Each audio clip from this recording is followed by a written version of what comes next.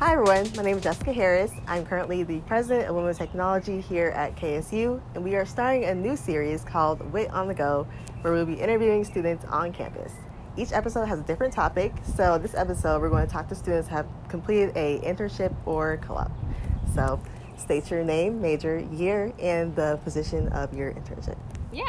My name is Astrid Cuera Benitez. I am a senior, and I am majoring in finance. I interned at a fintech payment company called Fiserv, and my title was financial analyst intern.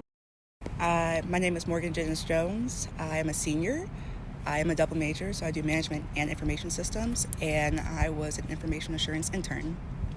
How did you get your internship? I got my internship basically being right time, right place, because they had a tabling event for the company I want to work for in the Beers building downstairs. So I said, hey, I know you're accounting, because where I was, it was an accounting company. I was like, everybody needs tech, right? So they were like, yeah, we have some positions. And basically she just gave me her card and was like, email me and we can see what we can do. This is a weird story, but mine, it was more so networking. I'm a part of this initiative in Georgia called the Georgia FinTech Academy, and they offer virtual events where employers from the fintech industry come and kind of talk to us about what the firm does and any early career opportunities. I happened to be on one of those for Fiserv and was just really interested in the product that they were talking about, and so I asked 1,000 questions during the session. Didn't think anything of it, and then once the session was over, the recruiter that was on the call pinged me on LinkedIn, and he asked me hey, are you interested in any opportunities, and just asked me to send him my resume, so I did. And then it completely got ghosted, didn't hear from him for a while, until recruitment season came around, and I got a call to interview, and that's how I got it. So for the second question, I guess describe your daily activities. What did you do as an intern? So that's a good question. When I first got there, I was very deliberate about telling my team what I wanted to work on. So a lot of my technical skills that I wanted to improve was Excel, variance analysis, and kind of seeing the day-to-day of what it's like to work on the expense team or the expense side of the P&L. So to be completely honest with you, I had a project that they gave me, and that was to create my own profit and loss statement from scratch using their huge amounts of data sets. And then that kind of turned into shadowing certain people on my team that I really wanted to learn what they were doing, because they were a part of long-term planning. They were a part of looking at variances in our expenses. So I did a lot of shadowing. And then the third thing that I did that I totally did not think I was going to do was I trained a new hire that was coming in that would eventually replace me in my role. So that really helped me okay, I have to know what I'm doing. So it helped me kind of learn the processes better to be able to explain it to her. So my daily activities were we had a weekly meeting. So every Tuesday, be in the meeting 10 o'clock. I did audits, so SOC audits with the controls. So I made sure other companies were basically in compliance with everything they were supposed to be up to date with, and if there was evidence that wasn't good, then I'd be like, hey, you need to fix this. Or I just make some recommendations on how to make it better or things to do in the future. Okay, great. What was your favorite part about your internship? My favorite part about my internship, I would say, was the company. I love the company I was at. They're very inviting. The culture is really nice. I also got to work remote, even though I like going to the office because I like socializing with people. So that'd be my favorite part, just company culture. Yeah.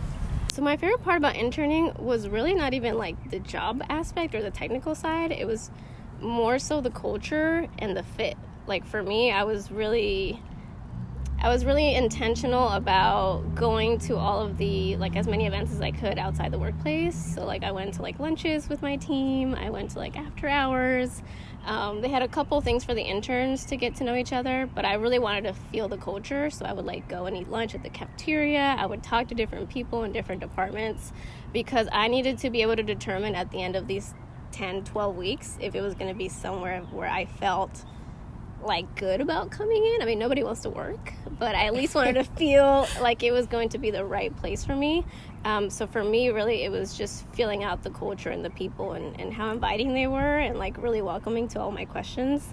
And then I was really intent on figuring out their early careers program. So I was kind of like looking a lot at how they treated their new hires coming in. How were they training them? What type of exposure did they get to like the executive leadership team? How were they developing them for their career mobility? So probably those two aspects is culture, but then also how did they manage their new hires? Okay, great. So if you had any challenges, how did you overcome them? I did. I mean, I think school prepares you like this much for what you're about to see in your internship. So for me, like I said, Excel was something that I really wanted to improve on. And I thought I was intermediate level when I started, and then I very quickly found out I am not. Oh, no. So I think my biggest hurdle was one, like the technical side of just learning from other people that were sitting near me on how they did things, but then also taking it upon myself to learn on my downtime certain things about like Excel formulas and how to do things easier, faster, incorporating like automations into certain parts of our spreadsheets. And then the second part is really just understanding what I was doing. Like, why does it matter that I'm creating this P&L? Looking at the time that I was there, they were going through their quarter earnings. And so it was just a lot of like finance information that you think you kind of know and understand until like you have VPs talking about it. And so it was really just trying to wrap my head around the concepts that I learned here being used in the real world, and then figuring out, do I understand what they're saying? Mm-hmm. Yeah, that was probably the biggest hurdle. So coming into the internship, I really didn't know anything about what I was doing, but all I could really do was like learn and ask questions. Don't be afraid to ask questions at all, because that's just how you're going to learn. What KSU resources helped you with this internship? I would say KSU resources, well, first of all, the business building, having people come to to do tabling events downstairs. I feel like that's really helpful. I also talked to advisors in the Career Center, did mock interviews just to make sure I was like prepared for the interview. The Career Development Center, the Career Center. They were really good when I first approached them. They were good with my resume, so they prepared my resume for Handshake. And then I took advantage. At the time, they were doing like mock interviews with members of the department. So that really helped me, because she helped me figure out the STAR method. And I think that helped me through like my interview phases, because I had like 3 interviews back to back. And I think that helped me stand out and be able to kind of talk more instead of just having vague answers.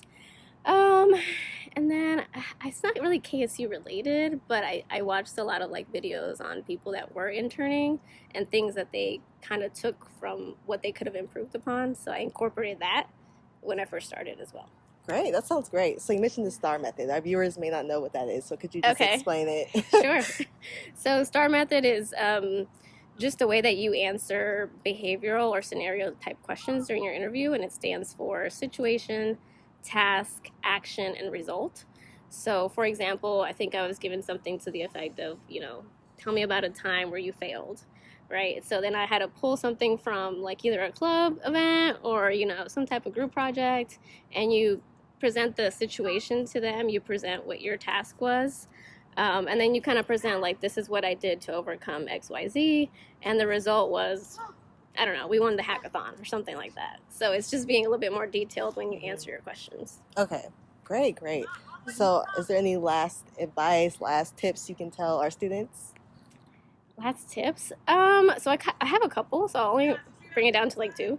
For underclassmen, I would say if you're a freshman or sophomore, there are opportunities out there for you to intern. Or at the very least, maybe not intern during the summer, but have some type of like pre-internship or early insight program. A lot of companies will host like, I don't know, maybe like 2 to 3 day summits, and you get to hear from people that are in the company. And what some companies do is they use that as a talent pipeline for who they will offer interviews for their upcoming internships. So I'm a big proponent of that. And I think too, once you get into your internship, you need to realize that you're only there for a very limited amount of time. So technical skill set is great to learn, but the number one thing that you should be doing is networking. So when you get in there, make sure that you make yourself known to people that are there. Speak to not just who's on your team, but maybe somebody else that's not on your team that you also work with, and just ask them coffee chats. People love to talk about themselves. So the more that you talk to people, the more you can get an idea of, is this the right company? Or also just have somebody maybe in your back pocket that after the internship is over, you can always refer back to them. I would say don't be afraid to ask questions, and if a recruiter gives you their card, email them, because about 75%, these are my statistics at least, I feel like 75% of the time students don't do it, and when you actually do email them, you stand out. Great. Well, thank you, Morgan, for being in this interview today. And thank you for watching. Make sure you subscribe to our channel, and if you're a KSU student, make sure you join our Outlife. Hootie hoots. What do you do?